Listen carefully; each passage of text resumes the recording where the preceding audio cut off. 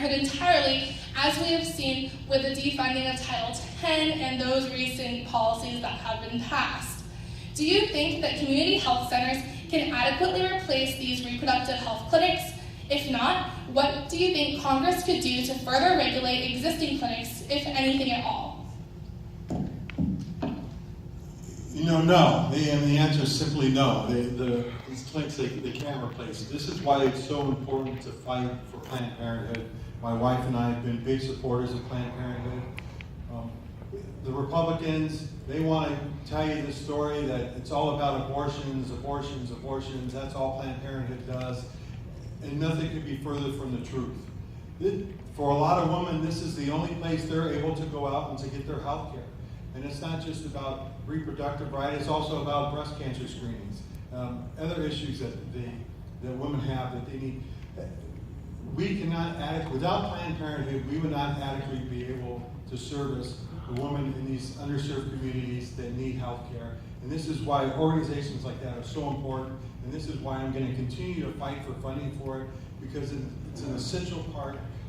Really, everybody needs preventive health care in order to help take care of ourselves. And Planned Parenthood does a big part of that, and that's why I'm going to continue to fight and support it.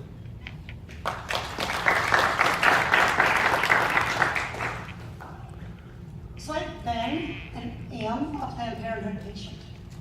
And I obviously have resources to have great health insurance at the University of California, Irvine. One of my friends asked me, well, why would someone like you go to Planned Parenthood? And I looked them straight in the eye and said, quality of care. Because you get education, you get compassion, you get top quality health care, and you get it in an environment that respects you as a person and respects your decisions and your freedom to live your life. So Planned Parenthood is not just serving underserved populations, it's serving every American who walks in the door seeking health. My opponent, Mimi Walters, has voted against a woman's right to choose 24 times. My goal is to make sure she is the last woman we ever send from the state of California to Congress who doesn't believe in a woman's right to choose.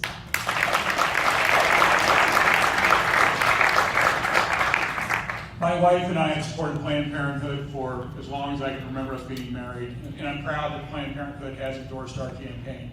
Planned Parenthood provides services well beyond what is characterized by the Republican and the right wing's narrative. In fact, there's approximately 150 counties in the United States that the only health care provided to women, men, and children are through clinics that are run by Planned Parenthood. So not only would I want to see the funding of Planned Parenthood continue, I'd like to see it increased. I'd like to see the Hyde Amendment reversed. And make sure that we recognize, not just in the legislature, but also in the Supreme Court, that a woman's right to choose is her sole right with her medical provider. I'm also honored that our campaign has been endorsed by Planned Parenthood and NARAL, and this all comes down to Roe versus Wade. We've got to make sure that we protect Roe as the law of the land. We can't go back to before 1973 when it was passed. Reproductive decisions are between a woman and her doctor, period. We don't need the politicians in Washington, D.C. Dictating reproductive decisions, period. You know, it really, again, comes down to making sure that we win in 2018 and win in 2020, because if we don't, we've got a 6-3 court, we've got a 7-2 court. It becomes extremely difficult to envision a scenario where we can protect rights promulgated under Roe. So you've got to tell your friends, you got to tell your neighbors, among all the other things, we don't do a good enough job as Democrats, as we should, talking about the importance of the Supreme Court. If we do not win in the next 2 elections, we're going to go back generations to come. But if we win, we can take back the court, we can protect reproductive rights. That's what we've got to do. I just want to throw in there that we've all been endorsed by Planned Parenthood and by NARAL.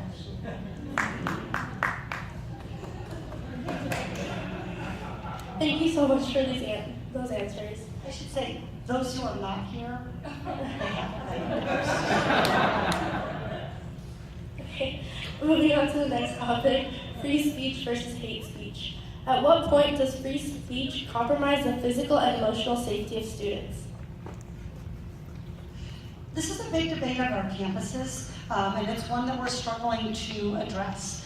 Free speech is a core value of American life, and we see in Donald Trump's attacks on our press and his efforts to silence voices of dissent how important free speech is to protecting our liberty and our right to express our opinion to our government. At the same time, hate speech is both illegal and morally reprehensible. And so I think this is about providing education and the opportunity for people to engage in civil dialogues. Leadership at the top matters. And at every opportunity, we have a leader with Donald Trump and his folks like Mimi Walters who rubber stamp his agenda, who are refusing to model how to have a civil disagreement and a debate on real issues that move us forward in our democracy. So I stand with those who champion free speech, and there is a line between free speech and hate speech. It is the job of our court system to know where that line is, and what we have instead is a president who keeps attacking our court system.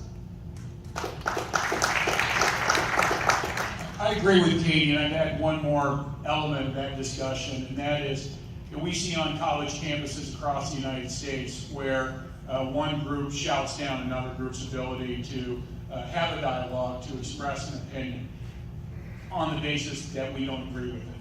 And I appreciate the fact that we want to express the other side of the coin. And for those that we vehemently disagree, we want to make it very clear that we vehemently disagree.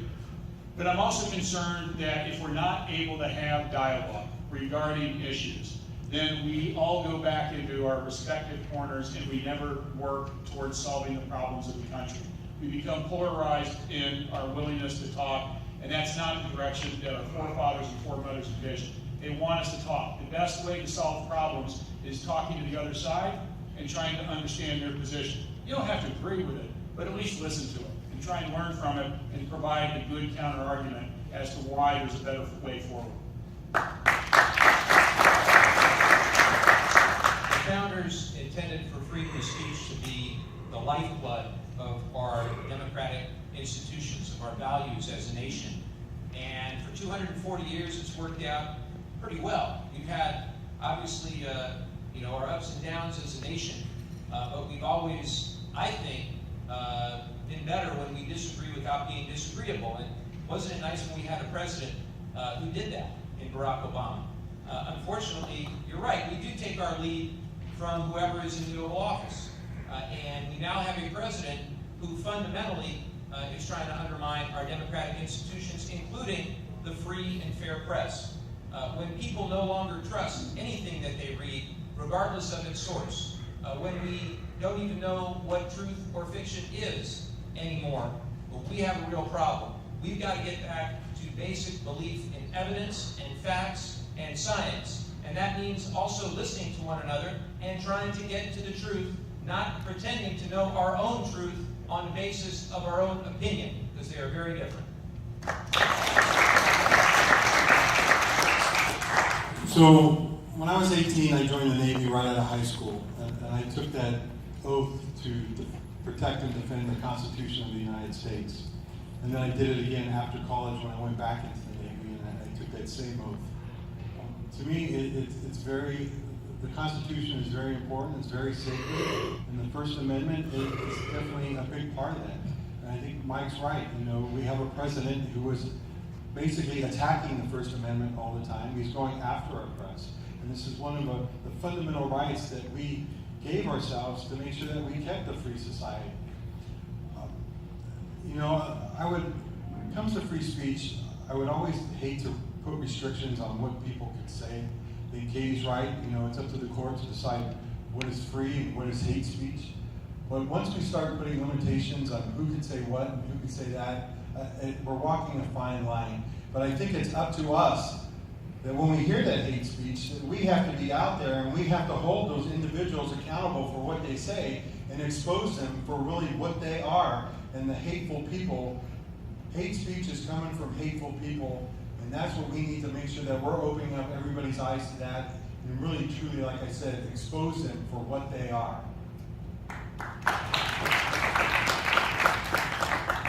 Yeah, Thank you for those answers. I completely agree. So next question. There has been a rise in recording educators when they use their platform to discuss their political views in the classroom. Is this an appropriate place for them to do so, and why or why not?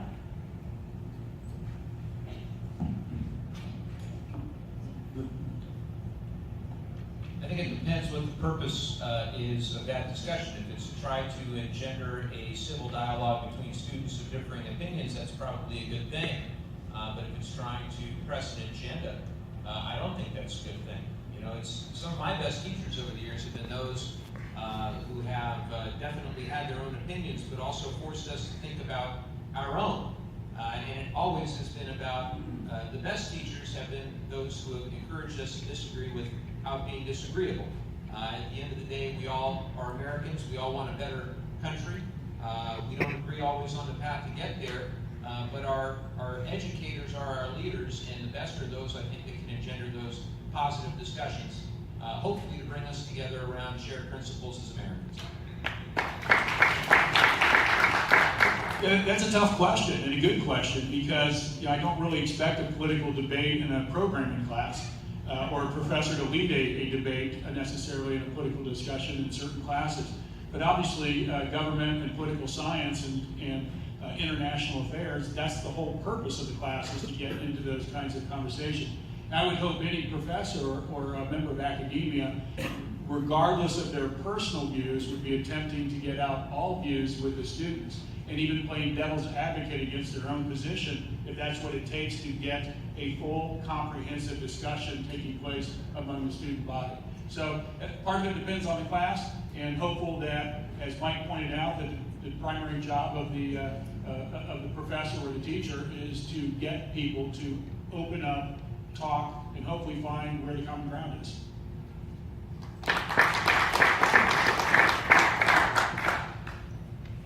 So like the other two, you know, I love college so much, I actually went 3 times. So, you know, and I love being, I love the discussion. That was my favorite part of the university, you know, picture, being in there and having a topic that you can throw ideas around and come up with disagreements and really try and persuade each other. It's like, you know, what side was right, or how do you feel about this? And eventually all of you are going to be in, all these students that are here today are going to be doing that as well. And so, I mean, embrace that and, you know, listen to the other side when they have a different opinion, because I think it's only going to help you, you know, strengthen your opinion on how you feel on the subject. So, but there are situations, though, I think where it is wrong, and I'll bring up, there was a situation in Pico Rivera earlier in the year where you basically had a teacher who belittled a student for wanting to join the Marine Corps, and basically called him an idiot, called him stupid, and said everybody who's in the Marines are dumb. We don't need that in the classroom. So, you know, it's good for discussion, bringing up an enlightening thing, and that's really what college is about, but it shouldn't be about putting each other down or belittling somebody because they have a different opinion. As the professor on the stage, I think about this a little differently. What's going on is an attack on higher education, an attack on free inquiry, on free thinking, fundamentally an attack on science. So the reality is that there is no classroom in this country under Donald Trump where professors are safe to teach the material that they know and they believe, free from attack by tweet, free from political pressure. So our teachers have an obligation to educate. And if they're not doing that, then there's a problem. There's no room for belittling a student for his or her values. But at the same time, we have to protect the right of our teachers because they, through our public schools, are the bedrock of our democracy. And so I feel really strongly that we need to protect and fight for those voices of the educators who are speaking out about what's going on. Hate speech is on the rise in classrooms at a tremendous rate, and teachers are at the forefront of calling that out and trying to create the civil dialogue that we need. And if I could ask a quick follow-up question, it's going to be a yes or no question to all of our candidates addressing the first part of this question in regards to recording educators. would you agree with the allowing of recording in classrooms without the professor's permission in order to prove political bias? Hell no. Part of it is that, look, I'm proud of what I teach, and keep in mind, I teach something really politically sensitive. It's called the Uniform Commercial Code. It's so exciting. All right, but my classroom it's there for students to raise questions, to ask questions, to engage in dialogue. The only reason to ever, I think, videotape or invade that classroom space is for reasons of health and safety, if they exist at all. So I think that's another effort to try to really control and limit teachers' ability to do their jobs and educate students. No, I would agree 100%. This is the professor, the teacher, this is their domain, this is where they're doing their job. And it's important to let them to teach and to do that job without the threat of somehow they're going to be exposed to something they might say later on down the line. Katie, I just defer to Katie on this one. She's a professor, she knows what she's talking about. But this is kind of the world that we've come to, right? We're afraid to say anything or to do anything because we're so, how is it going to show up on social media one day, or how are we going to be exposed? We got to be able to live and react in a free society to do what's right. And it's getting to the point now, I think, sometimes where it's almost you're afraid to tell a joke or to kind of joke around because it might show up on social media. But, that being said, no, the teacher, this is the teacher's domain, this is where they are, and they should be allowed to express their opinions without being showing up on Facebook or Instagram.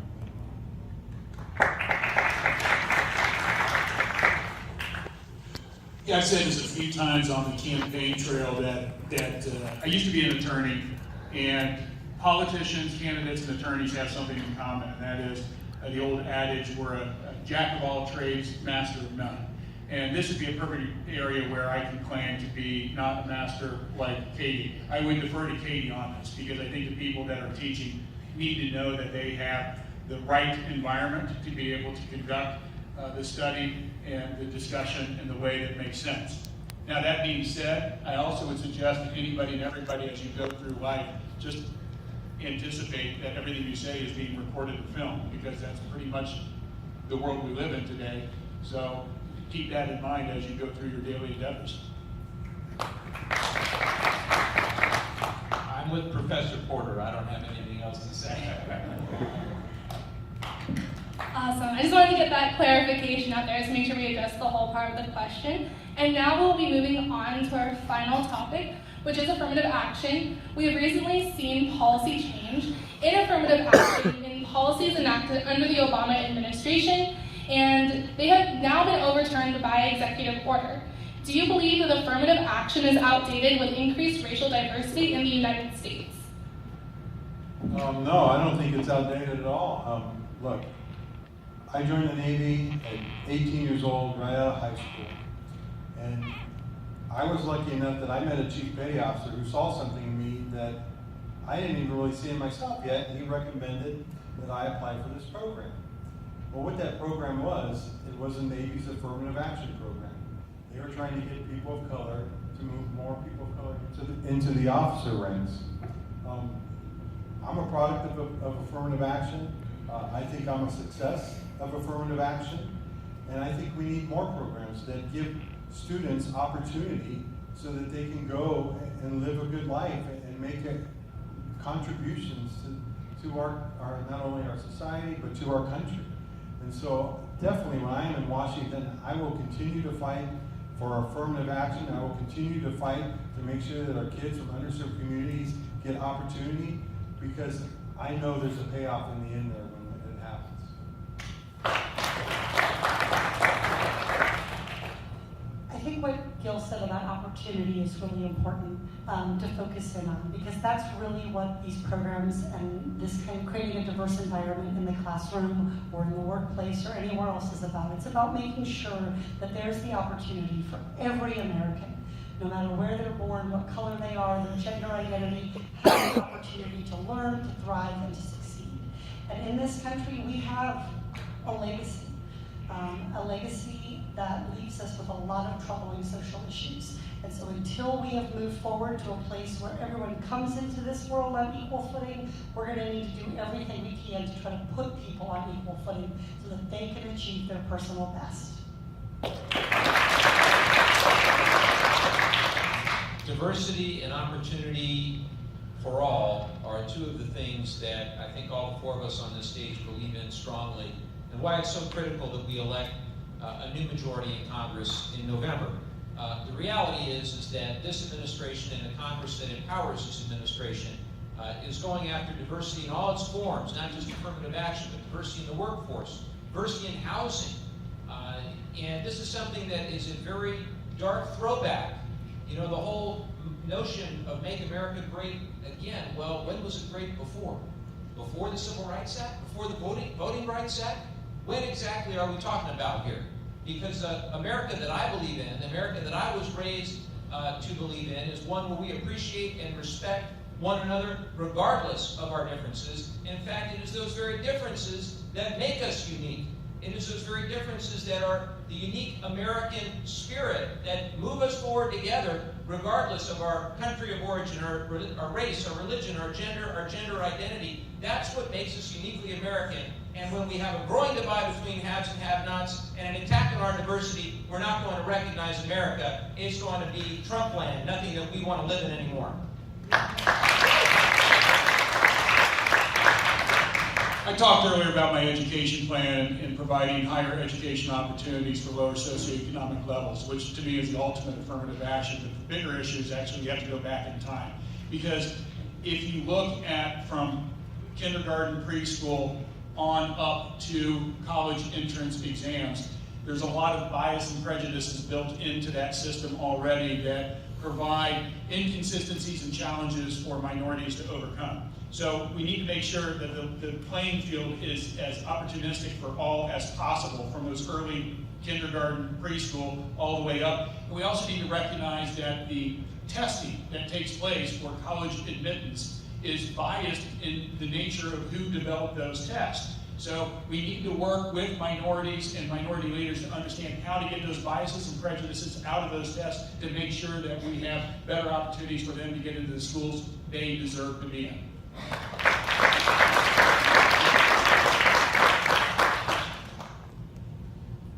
And with that, that is the end of our questions. So if we could give a round of applause to all the candidates for coming.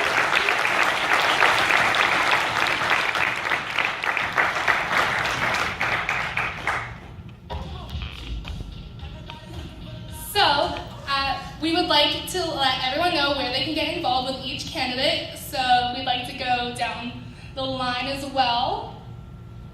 So I invite you, hopefully we have it lit out there in the back where you can go and see, but you can talk to my man Justin right here in the front row. He's one of our biggest volunteers right there from the beginning. And stand up, Justin, stand up. Yeah.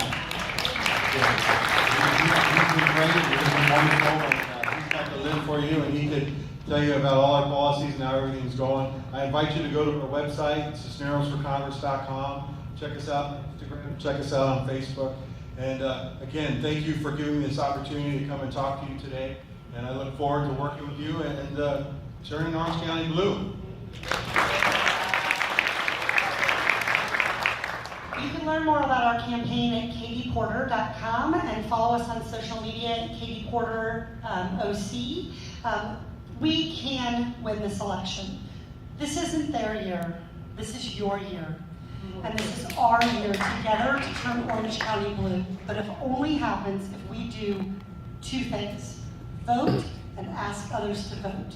So please sign up to volunteer, to help make phone calls, to canvass, to talk to your fellow Orange County family and friends and relatives and neighbors. That's how we're going to do this. We're going to do it because we have the energy and momentum on the ground. Nobody wins alone. We win because of you. Thank you so much. We'd love to have your help for our campaign, and you can do that one of two ways. You can go to harleyforcongress.com and sign up, or if anybody is a volunteer for the Harley campaign here, can you do a little shout out? Great, so there they are. Find those folks, and they'll help you out. and we have a really fun campaign, so it's a great one to sign up for. We'd love to have your help. And last but least, this election, when I say this election, I mean these midterms and these statewide elections and these local elections matter with you voting. You have the greatest opportunity, young adults, to change the direction of this world and the direction of this country by being involved, being engaged, and vote. So, as Barack Obama said, get out and vote. And if you have voted, help others get out and vote. And that's what we're counting on you to do, because your leadership is so important. Thank you. I want to thank the students who organized this.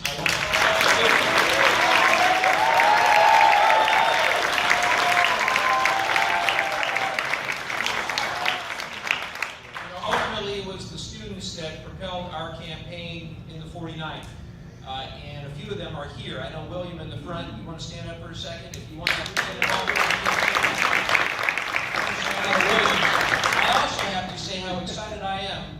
A long time ago, I used to run the Democratic Party of Orange County. I cannot tell you how excited I am that the Congress will be won with these 4 amazing candidates right here in Orange County. That's great.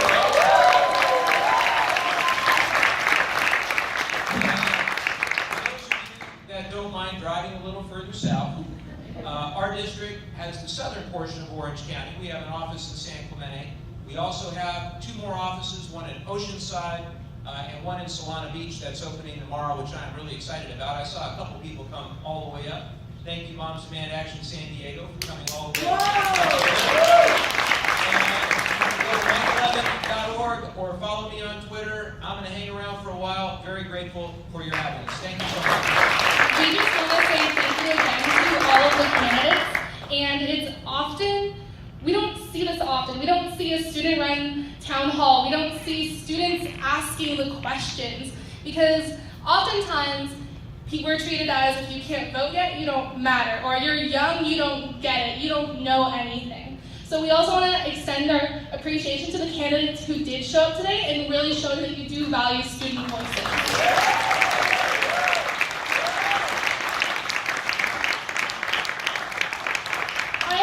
Thank you for coming. My name is Sky.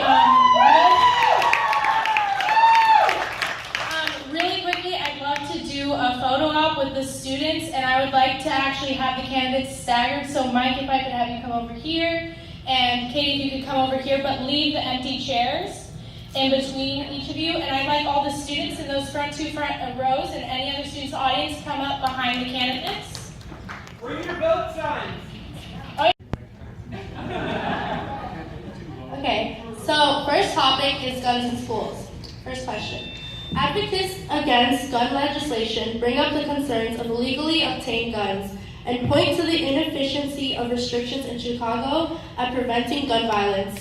In your opinion, how do we need more federal action aimed at gun violence prevention? If so, how can we prevent similar circumstances from occurring nationwide?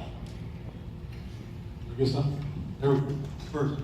So, thank you all for being here tonight, for giving me this opportunity, as well as my colleagues here. We are going to go out, turn these seats blue, turn the county blue. So thank you very much for being here. One thing I've been advocating for a long time is common sense gun legislation. I'm proud to have the endorsement of the Giffords campaign, Brady campaign, the Pride Fund against gun violence. 90% of the people want common sense gun legislation, background checks, closing the gun show loophole, closing the boyfriend loophole, changing the definition of domestic violence. These are the things that we can do in Congress, and these are the things that we can pass if we get a Democratic Congress in there, new leadership that is going to go and make sure that we are giving the people what they want.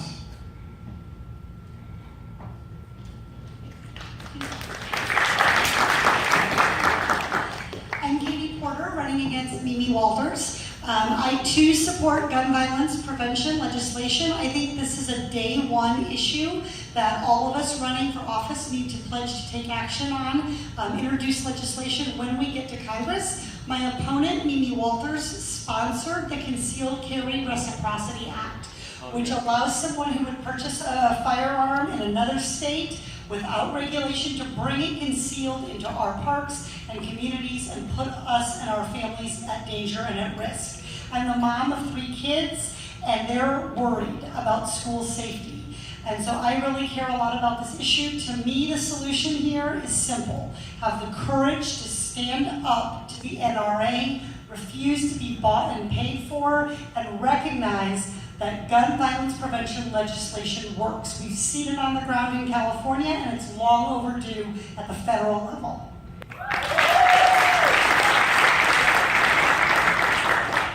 I'm Harley Verda, running against Putin's favorite Congressman, Dana Rohrabacher.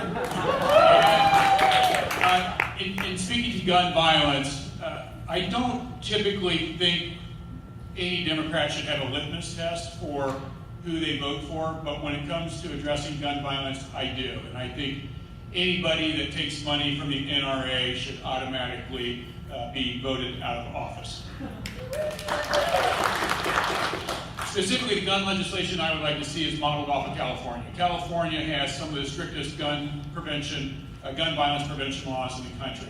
Everything from mandatory background checks, 10-day waiting periods, outlawing assault weapons, high-capacity magazines, bump stock. All these things we need to get on a federal level. But for it to be successful on a federal level, you can't have it state by state, because as we know, different laws in different states allow guns to be transported across state lines. And then finally, we need to give the CDC the ability to properly investigate gun violence and the impact on the United States citizens. Good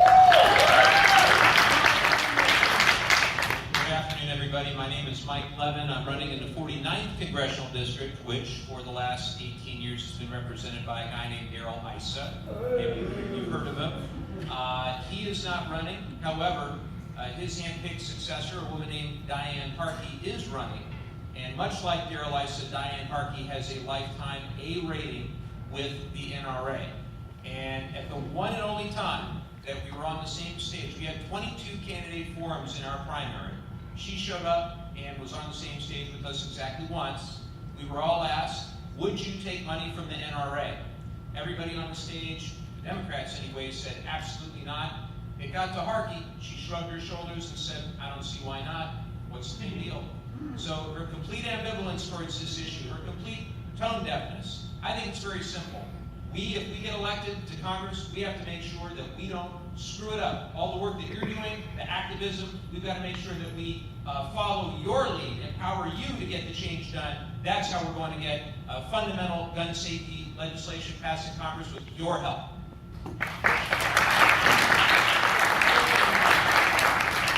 Thank you for those answers. Next question. Arming educators has become a popular proposed solution to preventing gun violence in schools. Do you agree with the solutions? If so, why? And if not, what other legislative options would you propose to Congress?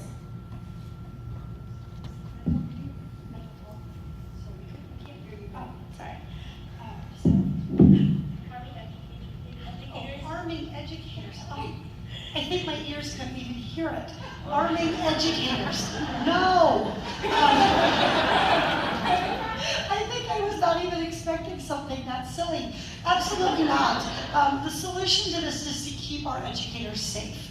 And sending educators to school with weapons is going to do the exact opposite. In addition to the kind of mass shootings and mass violence, lots and lots, and Gil knows this from his years of work on this issue, lots of gun deaths occur through suicides, through accidents, and the last thing that we need to be doing in our schools is endangering the students and the people who work there by giving teachers guns. So absolutely not. We know what works for gun safety legislation. We've seen it work in California, we've seen it work in Massachusetts. It's simply a matter of bringing it to the federal level, and that should be off the table as one of the solutions. I'll go next. You know, every time I hear this question, I always think of my history teacher in high school, 70-year-old Mrs. Wright. It's probably the last person I would want to see with a gun. And so to me, that's just a ridiculous. I can't. It's obscene and it's ridiculous. Every time I hear that we should arm teachers. We need to keep guns out of the schools. That's how we keep students safe. Putting guns into the school, it doesn't do anything. I remember somebody telling me one time, well, if shooting ever starts happening, you know, you're gonna wish that you were standing next to me and I had my gun. I'm like, no, I'm not. I don't want to get caught in the crossfire. I don't want to be anywhere near you when bullets start flying. So arming teachers is just ridiculous. We need to keep guns out of schools. We need to keep students safe. When I was a student, we just worried about earthquakes and fire drills, and I think it's a shame now that you guys have to go to school and worry about, you know, these scenes where active shooting scenes where people coming on board. Congressman Rohrabacher has supported the idea of training and arming teachers for quite some time, but he actually went off the deep end last week with Sacha Baron Cohen, who saw the episode, right? Where he, you know what, I'll give him the benefit of the doubt. I do not know what question was asked, but I do know what his answer was. And his answer was training and arming of children in school. Folks, that idea is worse than the training and arming of teachers in school. It doesn't work. It's a bad idea that would be poorly executed. That is not the direction we need to go. What we need to do is what we talked about earlier, all four of us on stage, and that is address the overhaul of gun violence laws so that the United States no longer is the leader in the world in gun deaths at an astronomical number compared to other industrialized developed countries. Common sense gun reform is what we need. Let's give it a try. Let's see if it works. So I heard Dana Rohrabacher talk about arming kindergartners the other day, and you know, I wasn't laughing. I'm the father of kindergarten. I'm the father of a kindergartner, father of a 6-year-old boy and a 4-year-old preschooler. And it was about 2-3 months ago when Trump gave his speech to the NRA, saying how we should arm teachers. And I dropped my kids off in the morning, and I was actually dropping them off at school. Went back to the car and I heard that statement from the president. And I've got educators in my family. They all agree it's about the stupidest idea they'd ever heard. We need safer schools, but that's not the way to do it. We also need to make sure that we get back to common sense. Overwhelming majorities of people agree that we need background checks, that we need to end concealed carry reciprocity, that we need to fully fund that research from the CDC. If anything else was costing us 30,000, 35,000 lives a year, wouldn't we want to know why?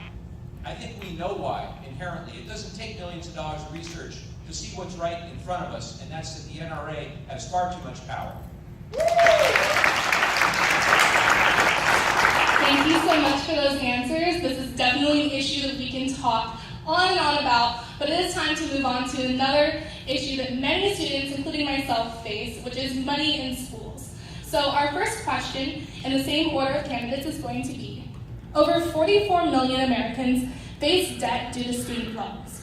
Rising costs of college tuition and other expenses threatens the nature of our higher education.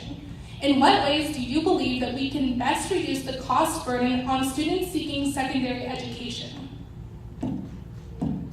You know, right now, the way the loan system's set up, it favors the banks, not the students, and that needs to change. We need to bring Pell Grants and actually in alignment with the actual cost of what tuition is out there for colleges.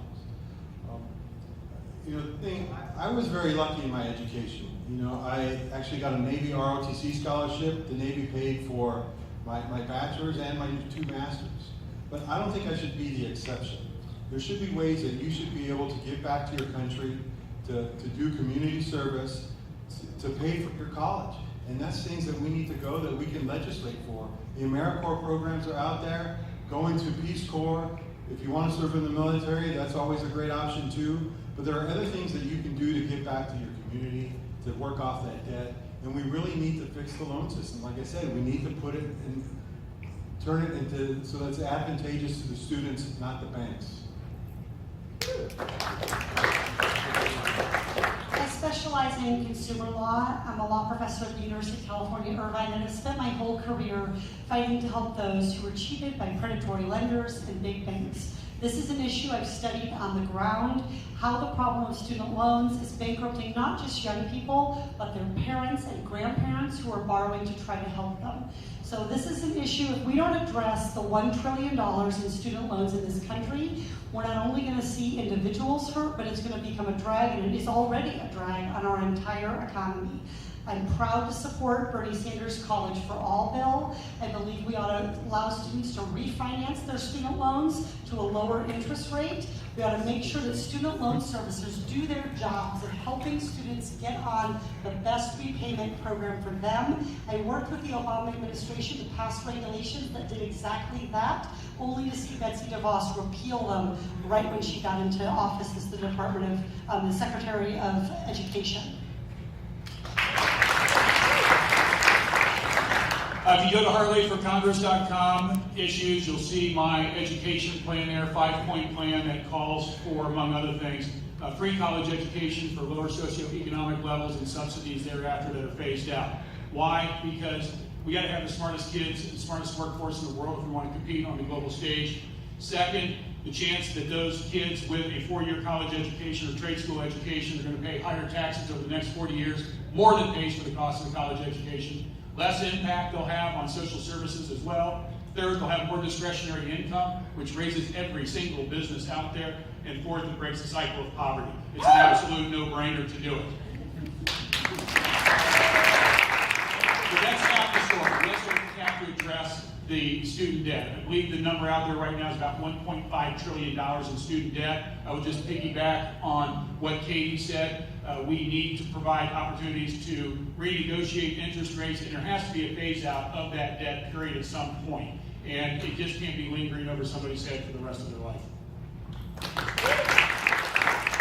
I agree with a lot of what's been said. I fully support the College for All Act. I think it's unconscionable that students are paying higher interest rates for their student loans than banks are paying when they go and borrow money. When I graduated from law school, I had about $150,000 in student debt. I had limited options in having to pay that debt back. We need to expand debt repayment for those who embark on careers in public service. Beyond all of this, it starts way beyond just college. It really starts when we have a Secretary of Education who fundamentally does not believe in our public schools. And when parents have to make the decision, when they feel that those public schools aren't going to serve their children, they wind up in debt as well. And then they wind up with a Parent Plus loan when their kids finally do go off to college. That's high interest as well. We're indebting our families, not just our students. So what you wind up with is a system of haves and have-nots and growing inequality. And when you combine that with the extraordinary cost of living in Orange County, you wind up with a real mess. We've got to do better. Thank you for those answers. And speaking of the Secretary of Education, Secretary Betsy DeVos has made expanding school choice programs a top priority on her agenda. Historically, this issue has had the support from both the left and the right, but for very different reasons. What role, if any, do you think school choice should play in the future of our education system? Why don't we start at the other end then? I want to give everybody a chance to go first. I think we have a choice. We need to choose to make our public schools the best in the world, period. End of story. We've got to support our public school teachers. We've got to make sure that class sizes provide for the best learning environment. We've got to make sure that our students have a world-class curriculum with opportunities to advance in STEM. We've got to have much better special education and bilingual instruction. We can do this. There is no reason on earth why our country, our state, our communities cannot have the best public schools anywhere. They want a choice. Let's choose to invest in our teachers and our schools, our public schools, period.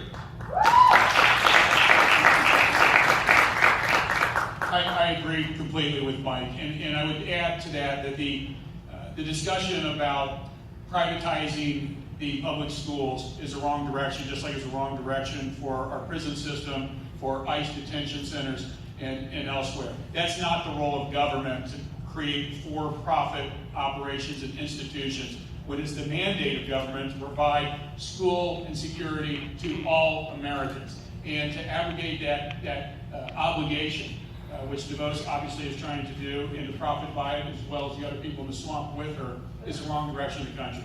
So as Barack Obama says, if that's the direction you don't want to see, there's a simple solution. Vote.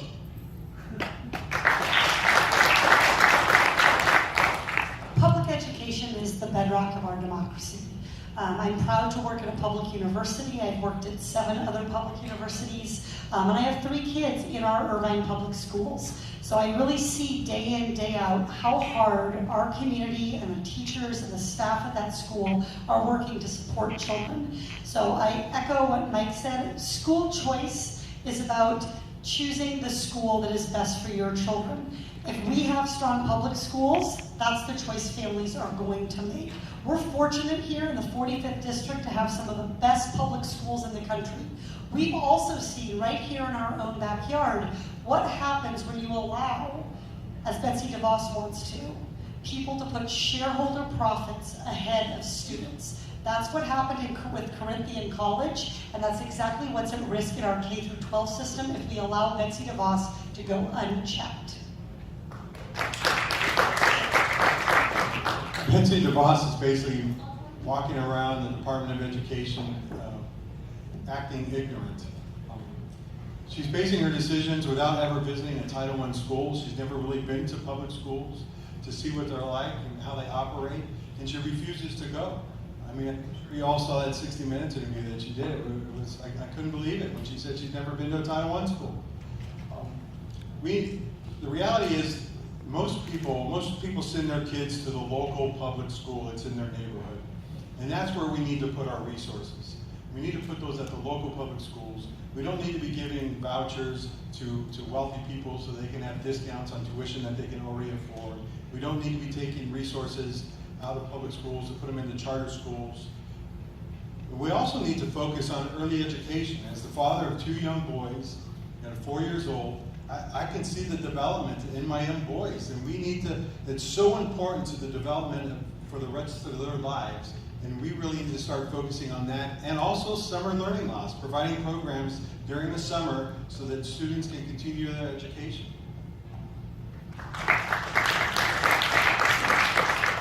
Thank you for those answers. Next topic, which I personally relate to, is DACA and undocumented students. This question. My name is Josh Escalona. I am a 20-year-old recipient of President Obama's Deferred Action for Childhood Arrivals program. I am currently employed, pay taxes, and attend the University of California in Irvine in pursuit of a BS in electrical engineering.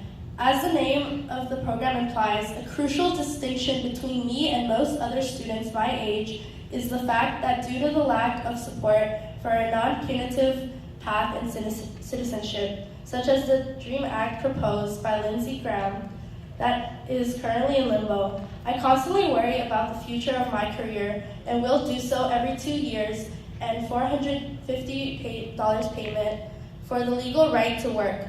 According to the USC Center for the Study of Immigration and Integration, as of the third quarter of 2017 fiscal year, Districts 39, 45, 48, and 49 will lose an estimated $676 billion in annual GDP in the 12,400 in Orange County lose DACA.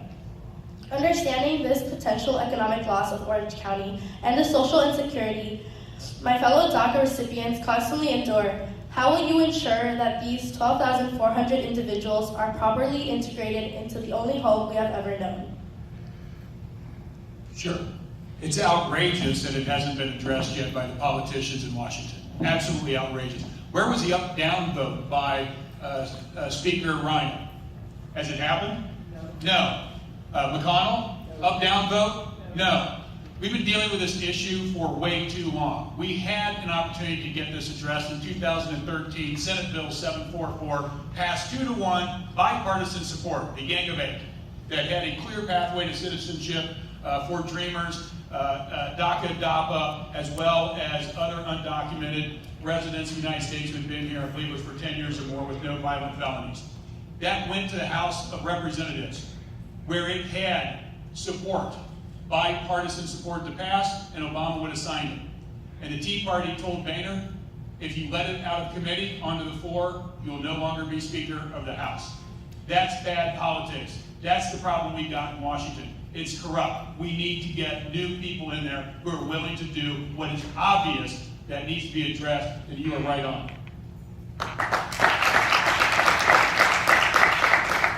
We elect the Democrats to take back the House of Representatives. This is going to be one of the very first things we do on the very first day. I hope that all four of us are there to fight for the DREAM Act. This is very personal to me. You would not know this from my last name or from looking at me, but my mom's parents came from Mexico at a very young age. My grandfather was 11 years old, my grandma was 3 years old. They didn't have money, they didn't speak any English or have any formal education.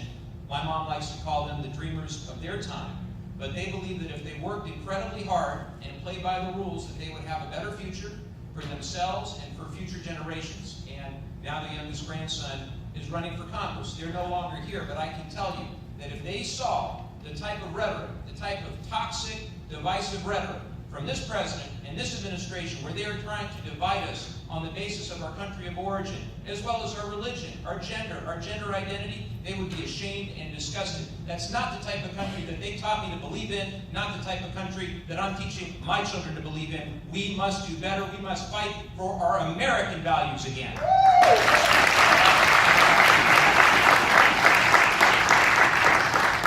So me and my wife, we have a foundation, and through this we've given a lot of educational opportunities to a lot of different students. And a lot of those students have been dreamers. And to us, you know, we know how hard they work. We know what they're doing. And these are kids that just are here, just trying to make a better life for themselves, make it better for their families. And this is the country that they know, the only they've ever had. And why wouldn't we want to help them and give them that ability to make a difference? Because like I said, this is their home. This is where they want to make a difference. This is where they want to make an impact, not only in their lives, but in all of our lives. And this is where they want to contribute. And we need to honor that. And we need to start working with them to let them contribute the way that they should and the way that they want to. You know, immigration reform, my opponent is anti-immigration. She's an immigrant who's anti-immigration. She's not going to support the DREAM Act. She's not going to support immigration reform. And this is why it's so important to elect Democrats. Is like Mike said, this is going to be one of the first things we work on, and it's going to pass.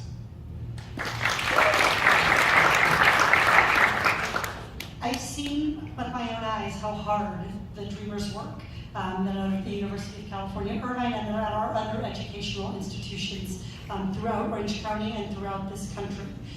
Dreamers are doing everything that we could possibly ask of them.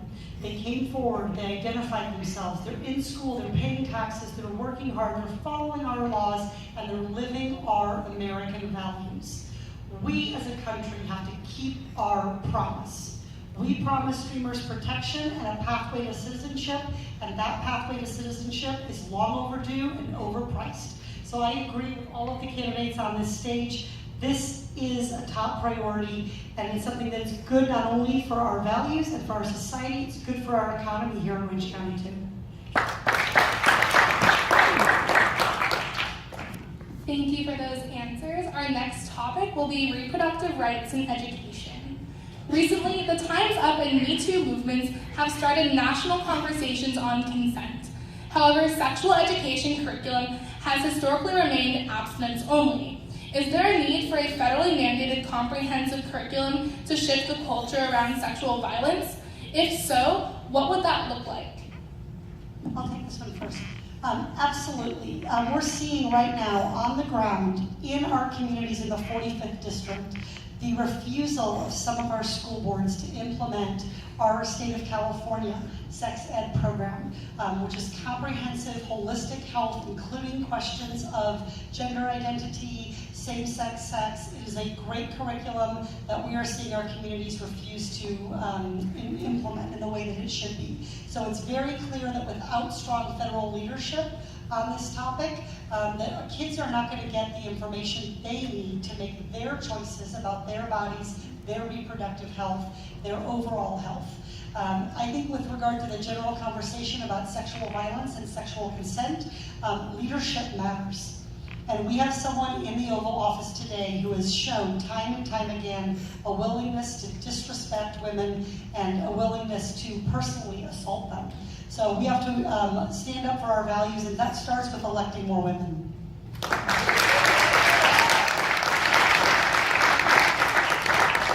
You know, me and my wife have been big supporters of It's On Us. It's Joe Biden's organization to end sexual violence, sexual harassment on campus. And this is an important issue to us. And my wife, she's not here, so she's been a victim of sexual harassment, and it's something that we need to educate our students on. We need to educate everybody on. And this is why it's so important to have this new curriculum. We can't live in la-la land and pretend that abstinence is the only way. I always like to think of myself as a practical, realistic person. And we need to, like Katie said, we need to let you know about what options are out there. We need to teach us all. We need to teach adults too about when it comes to gender identity and how that works now and how it's playing a role in our society today. So these are things that I'm going to fight for to work on, and I'm going to make sure I know everybody here on this stage is going to be working on those same issues. Well,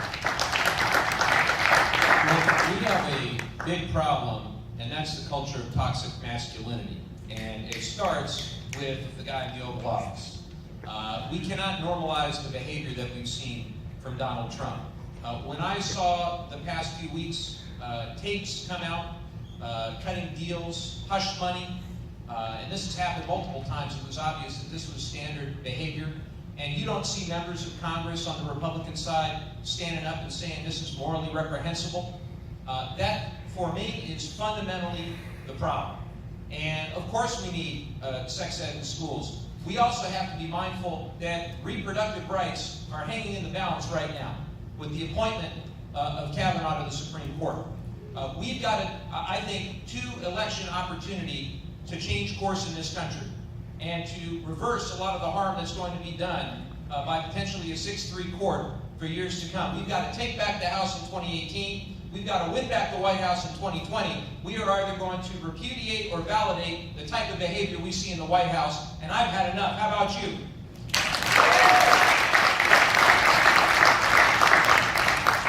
On the campaign trail, I have stated repeatedly the first piece of legislation I will add my name to is the Equality Act. And while we can pass all the legislation we want to address issues of inequality, that's only half of it. The other half rests in our hearts and our minds. And to your point, that means the curriculum needs to change. Our leadership needs to change. We need to make this a discussion at all levels of society, whether it is in our elected officials, our business leaders, and academia. We need to take a leadership position in making sure that we are talking about this and that we are bringing it to the front so that we can move our society and our civilization in a direction that makes sense. Certainly, it is difficult when Donald Trump is in the White House. Certainly, it is difficult when we have Republicans who do not have the spine to stand up for what is obviously ethically and morally correct. But we have the opportunity to change that. And with your guys' help, and these 4 seats up here and many more, let's get Congress flipped over, let's get the Senate flipped over, let's take back the White House in 2020.